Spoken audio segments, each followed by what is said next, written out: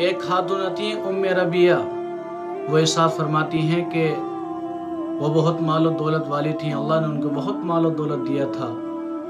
एक मर्तबा उनके घर रिश्ता आया तो उनका रिश्ता हुआ, और रिश्ता भी हुआ तो बड़े अमीर घराने में उनका रिश्ता हुआ, और जिससे रिश्ता हुआ था वो बहुत इज्जत वाले वक़ार वाले थे।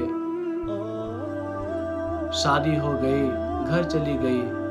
उनके बारे में बताती हैं कि इज्जत वाले थे लेकिन सख्त बहुत थे, सख्ती बहुत ज़्यादा करते थे। एक मर्तबा दोनों छत पर बैठे थे तो बाहर गेट पर एक फ़कीर आया, तो उन्होंने कहा कि जाओ देख कर आओ कौन है। तो उम्मे रबिया गई तो देखा तो फ़कीर है। तो उनके जो शोहर थे वो बालकनी से झांक रहे थे। जब उन्होंने पैसे दिए तो उनके शोहर ने कहा कि इनको पैसे मत दो, ये बहाना बनाते हैं, ये काम नहीं करते, इन्होंने आदत बना ली है मांगने की। तो उम्मे रबिया रुक गई। जब उम्मे रबिया ने उस फ़कीर की तरफ देखा तो उसको लगा, उसका चेहरे से ज़ाहिर हो रहा था कि भूख की तलाश में है, भूख की वजह से परेशान है।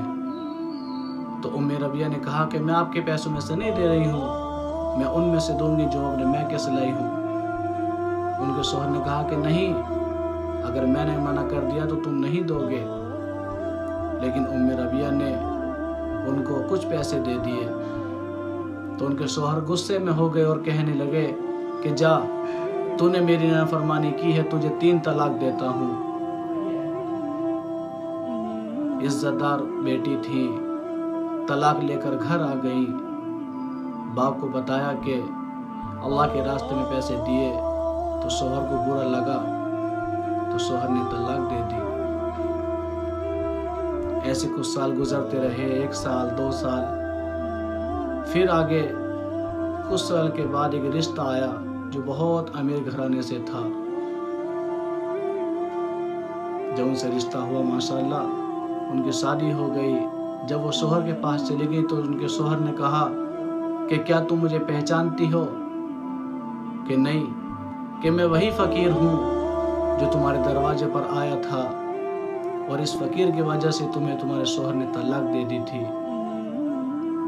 तभी मैंने सोच लिया कि वहाँ से भागा और सजदे में जाकर बहुत ज़्यादा रोया कि अल्लाह पाक मेरी वजह से उसके शोहर ने उस खातूना को तलाक दे दी। फिर मैंने 18 घंटे मेहनत की इसी सोच में कि मैं तुमको इंशाअल्लाह बीवी बनाऊंगा, और आज अल्लाह ने तुम्हें मेरी बीवी बनाकर भेजा है। अब मैं तुमको बीवी नहीं अपनी महारानी बनाऊंगा, रानी बनाकर रखूंगा। फिर एक मर्तबा दोनों छत पर बैठे थे तो गेट पर कोई फ़कीर आया, तो उनके शोहर हर काम खुद करते थे, लेकिन उस दिन कहा कि जाओ तुम देकर आओ कौन है दरवाजे पर। जब वो दरवाजे पर गई तो उनकी चीख निकल गई। जब उनकी चीख निकली तो उनके शोहर ने कहा कि क्या हुआ?